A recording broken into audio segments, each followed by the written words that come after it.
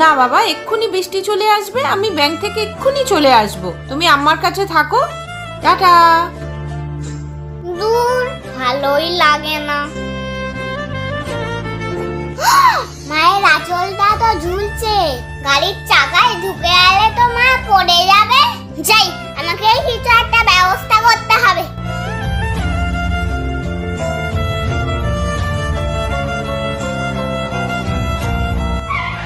কি হলো, তুই গাড়ির সামনে কি করছিস? কি করছি? দাঁড়াও।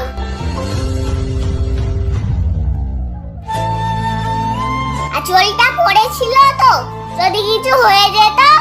ওরে বাবা রে, আমার সোনা বাবা। ঠিক আছে, এবার ঠিক করে যাব। হ্যাঁ, টাটা।